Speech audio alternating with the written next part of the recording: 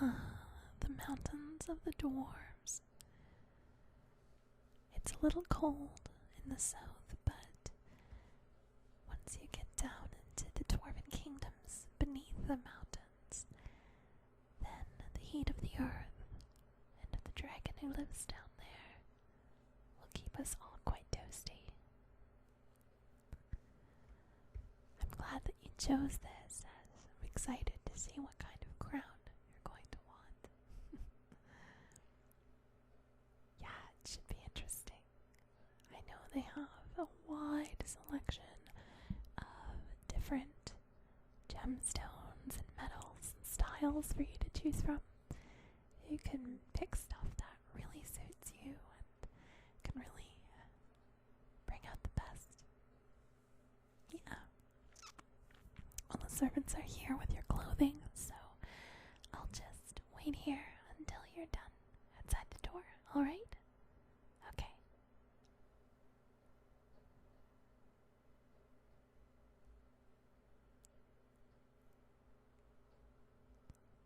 Alright. Looks like you're set to go. The carriage is waiting outside to take us to the mountains. So we'll just get in there and I can tell you a bit more about the dwarves on the way. How about that? Cool. Alright. Follow me, Highness. Here we are. Your carriage is waiting. Feel free to step in. The inside is really cozy. There's all kinds of throw blankets and pillows. Things that'll keep you warm and comfortable during the journey. Yeah. Alright, you're in, you're comfy. Okay, then I'll get in too and signal the driver to start us on our way. Okay. So a bit more about the dwarven people. Well, as you learned at the initial banquet, or as I'm sure you knew, the dwarves are largely underground dwelling, although they do have above-ground settlements. These above-ground settlements are usually only populated during certain specific parts of the year. So, largely, dwarves are into things like mushroom growing and underground agriculture.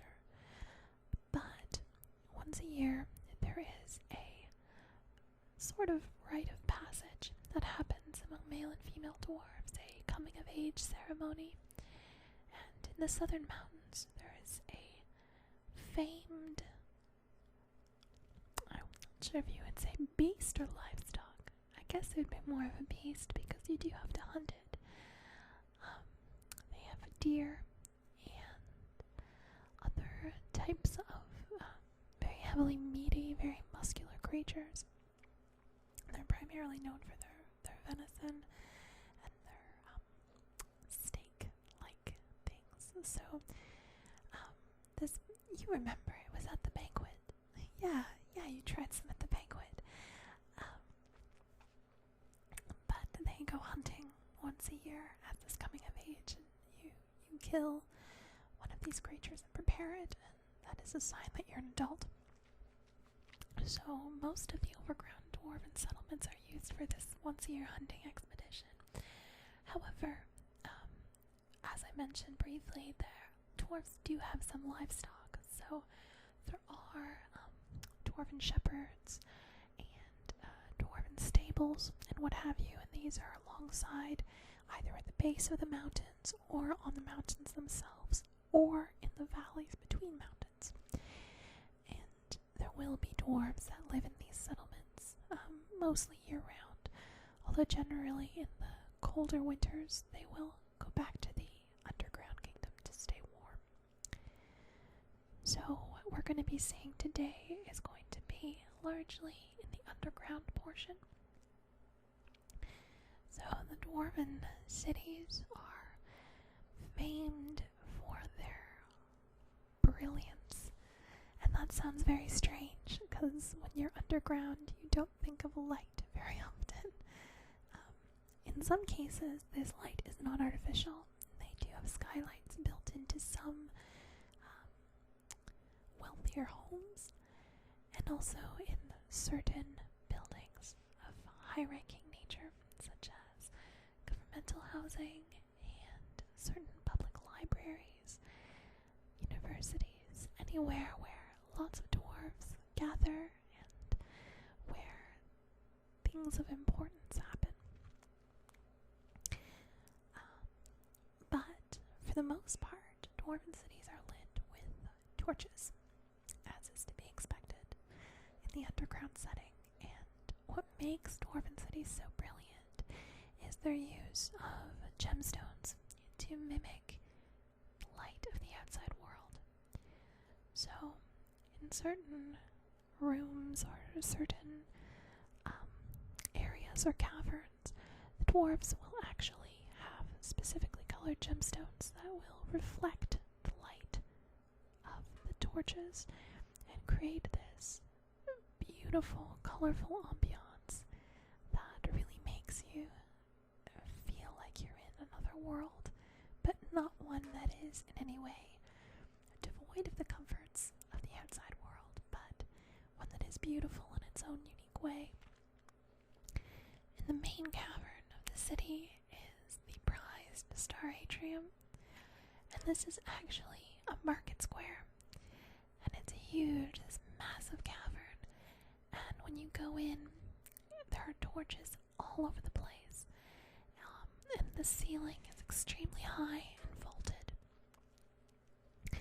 So when you go in, what you actually see is an exact replica of the night sky.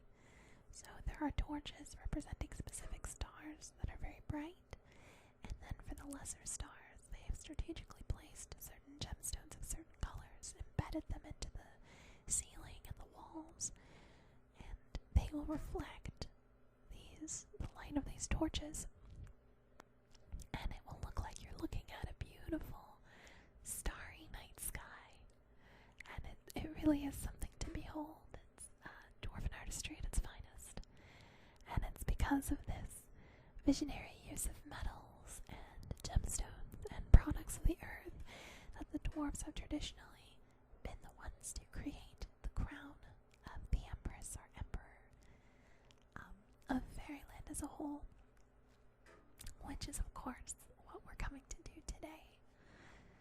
So you'll see the Star Atrium right as soon as we get in, but unfortunately, due to the intensive nature of the process, we won't get to see a whole lot more of the dwarven city. You are going to be going almost straight through the Star Atrium, and then we're going to make a slight left, and we are going to the traditional jeweler of the emperor or empress of Faerieland. And he is a kind dwarven man. Doesn't speak much, so I assume I'm going to be doing most of the talking.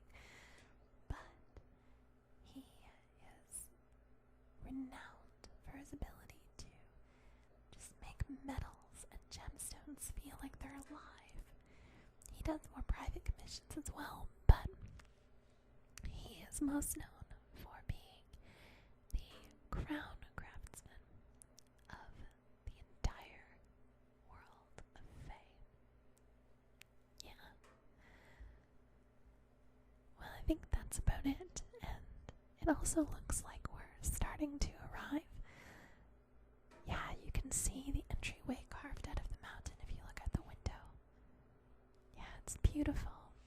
Stonework is another major achievement of the dwarves, and most of the greatest buildings in the main cities in all of the provinces are made by the dwarves. They have always been very generous with their skills, and have always been willing to help out any provinces who wanted stonework. Of course, there are exceptions to this, such as the elven kingdoms, which have almost exclusively natural products. And by natural, I mean currently alive and growing to create their buildings. But anyone who wanted stonework can always come to the dwarves, and they'll be happy to help. But here, let's get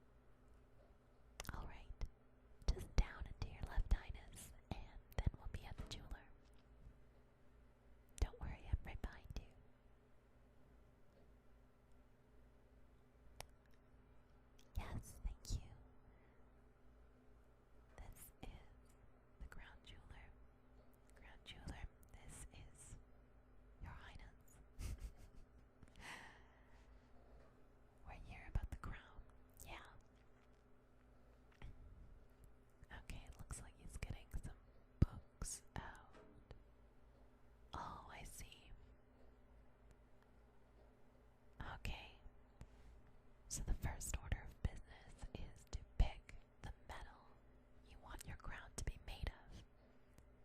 So he's got a bunch of selections here. I'll read through the descriptions. You can tell me which one suits your fancy, okay? Perfect. First off is jade.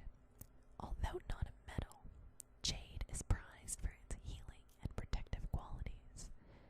It harmonizes and balances the heart, aiding in both emotional and physical well-being. It helps strengthen and soothe our nervous system. It assists in learning to enjoy physical life. It reminds us to smell the roses, touch someone you love, and share your abundant heart with others. Jade is good for attracting abundance and prosperity, and for broadcasting peace and loving kindness to all in our surroundings. It helps us to receive divine abundance on all levels, and to share that abundance with others in affirmations of plenty. Helps heal scarcity-mindedness, fear of money and poverty, and other symptoms of faith in money as a measure of worth. And if you look at this picture, it's you have a couple different shades. You can get kind of a lighter, mottled looking green, or you have a really, you have a deep green that you can get as well, but it's basically this smooth gold green material. Next up is platinum. Platinum is a beautiful silvery white when pure, and malleable and ductile. The metal is corrosion resistant. In the realm of philosophical elemental alchemy symbols, platinum was revered for its endurance. Platinum represents determination, grit, and seeing our manifestations to completion. It is also considered one of the highest levels of honor one can achieve, ranking even higher than gold, although lower than diamond. Silver is a very ductile and malleable, univalent coinage metal with a brilliant white metallic luster that can take a high degree of polish. It's also slightly harder than gold. It has the highest electrical conductivity of all metals, even higher than copper, but its greater cost has prevented it from being widely used in place of copper. In alchemy, silver is one of the 3 base metals often used as a prima material in the inception of a work. Further, the alchemy symbol of silver is associated with the moon.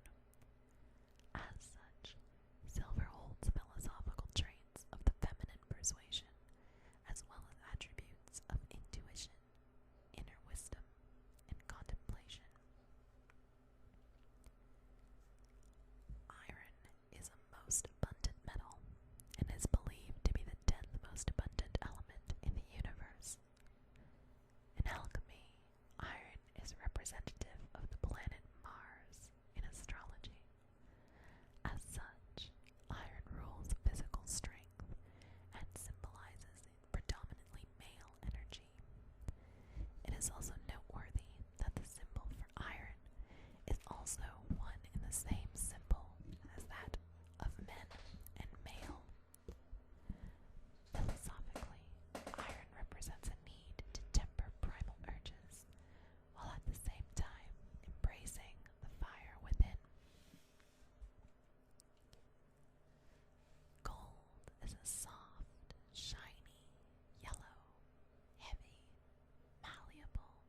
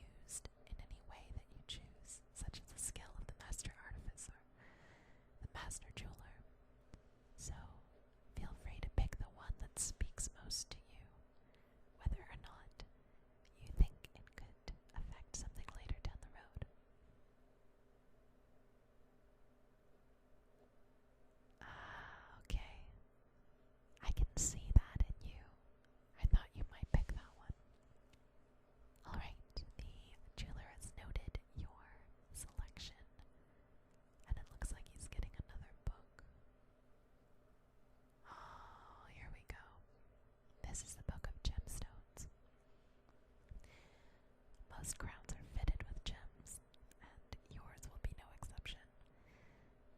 So, here, let's open the book and I'll read you the descriptions again. Sounds good? Okay, let's go. Okay, looks like not all of these are necessarily gemstones per se, but they're all precious decorative pieces that are natural.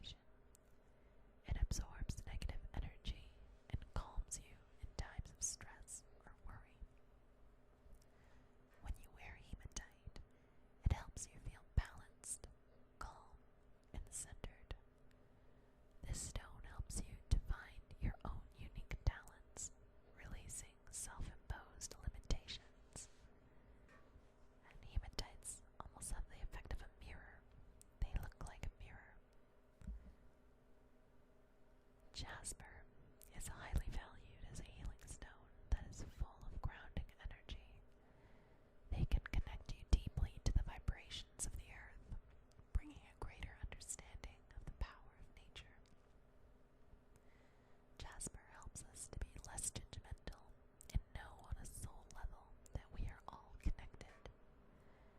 In the Mortal Kingdom's Native American cultures, Jasper symbolizes the blood of the earth, making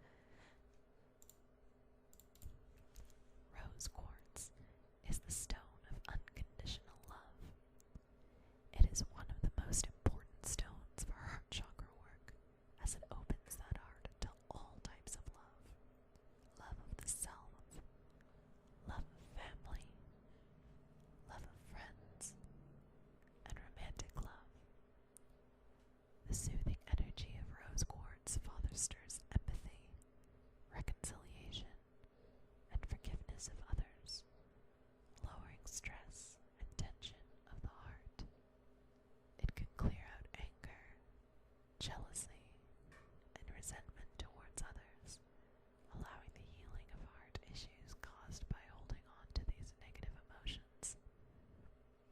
And it looks like a pink quartz, which is exactly what it is. Sunstone is known for its powerful connection to the light and the power of the sun. It brings light to all situations and is said to give you the power to shine, promoting a sunny and positive attitude. Sunstone has a bright and joyful energy that increases vitality and lightens dark moods. It helps to empower those who feel abandoned by others, encouraging motivation and positive action. Sunstone is almost like a sparkly version of jasper. At least that's what it reminds me of. Tiger's Eye helps to rebalance the body on all levels, encouraging optimism and trust in the future. It brings brightness and light into all situations and shares insight onto all problems. Tiger's Eye brings good luck, abundance, and prosperity to its wearer. In many ancient civilizations, it was used as a talisman against bad luck and curses. Tiger's Eye is a must-have in any home for healing. And it looks like almost a brown stone with orange and yellow striations down the front. And yeah, like a tiger's eye is I guess the best way to describe it. Turquoise is known as the master healer and is said to be the bridge between heaven, sky, and the earth. In the mortal realm, many Native American cultures believe that turquoise helps to connect the mind to the infinite possibilities of the universe, and is considered very sacred in Chinese cultures as well. It is a throat chakra stone, as it helps to foster honest and open communication from the heart. It works to protect and align the chakras, strengthening the overall body in the process. And turquoise, of course, is the color it's named after, or the color named after it, with brown kind of ridges in it. Revered in many cultures throughout history, rubies have always been a talisman of passion, protection, and prosperity. It symbolizes the sun, and its glowing hue suggests an inextinguishable flame within the stone that legends claim would shine through even the thickest clothing and could not be hidden. If a ruby were cast into water, it would cause it to boil, and if carved and pressed into wax, it would melt the wax. It was worn as an amulet or charm to ward off plague and pestilence, warned its wearer of impending danger, kept the body safe, and banished sadness and foolish thoughts. It was reputed to bring its owner peace, drive away frightful dreams, restrain lust, and to help resolve disputes. Ruby initiates the sensual pleasures of life. It stirs the blood and stimulates the heart, encouraging one to enjoy being in the physical world. The magnificent and holy sapphire, in all its celestial hues, is a stone of wisdom and royalty, of prophecy and divine favor. It is forever associated with sacred things and considered the gem of gems, a jewel steeped in the history and lore of nearly every mortal religion.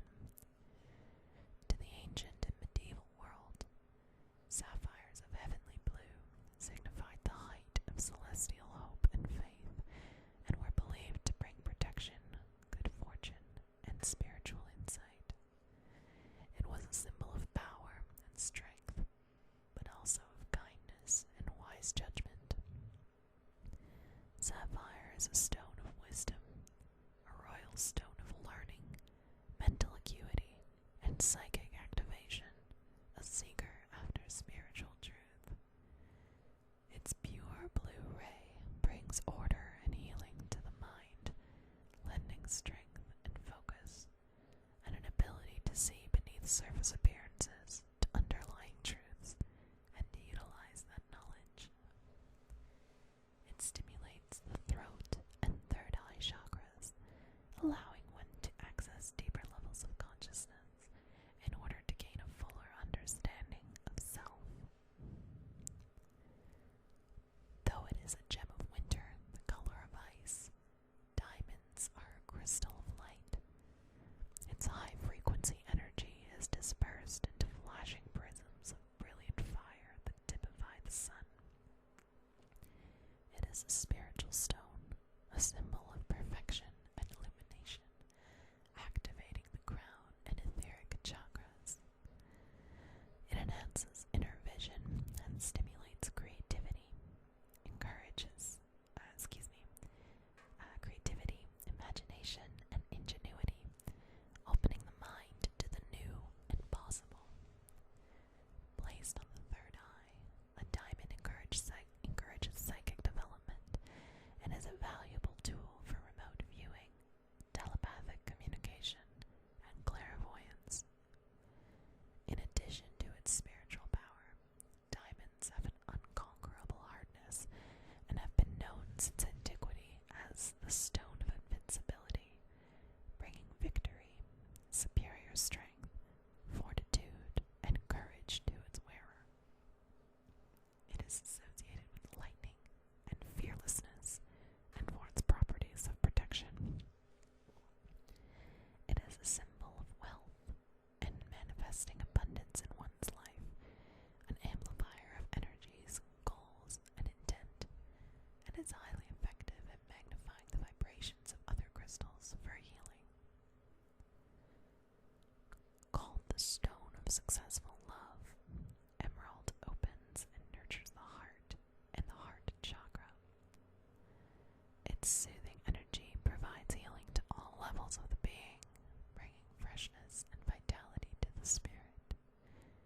A stone of inspiration and infinite patience, it embodies unity, compassion, and unconditional love. Emeralds promote friendship, balance between partners, and they are also particularly known for providing domestic bliss, contentment, and loyalty. Emerald is also a stone of great vision and intuition, associated with the eyes and sight, long believed to foretell future events and reveal one's truths. It is a stone of wisdom, enhancing memory and increasing mental clarity. It combines intelligence with discernment and brings to the conscious mind what is unconsciously known. Emerald also increases focus and intent, activating psychic abilities and opening clairvoyance. So I'll go through the selections again. You can get as many of these as you want in whatever combination. So we have abalone, which is the peace seashell. We have agate, which is the courage stone. We have amethyst, the stress reliever. Aquamarine, which promotes self-expression. Bloodstone, for physically active people. Citrine, for positive outlook in life. Clear quartz, to boost your own abilities that are innate. Freshwater pearls, which are to symbolize compassion. Garnet, which dissipates anger. Hematite, which allows you to move past your inhibitions. Jasper, which is symbolic of the blood of the earth and is very sacred. Lapis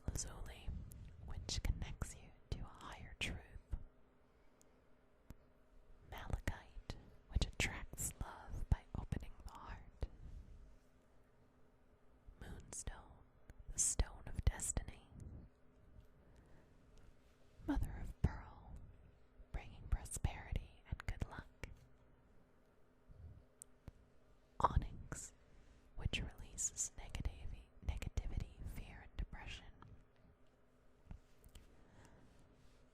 Peridot, which symbolizes unconditional love. Pyrite, which attracts fiscal good fortune and good finances. Rose quartz, which allows you to also love unconditionally and empowers you to forgive. Sunstone, which is a motivation stone, makes you do what you need to do. Tiger's eye, which protects you against bad luck and curses. Turquoise, which hopes to foster honest and open communication. Ruby, the desire and pleasure stone. Sapphire, the stone of wisdom and heavenly knowledge. Diamond, the stone of invincibility and inner vision. And emerald, the sort of all-around stone of love and wisdom. What kind of stones would you like, and in what combination in your crown?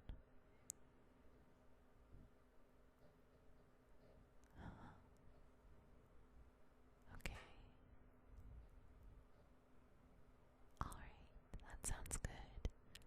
And did you want to switch your previous metal to obsidian?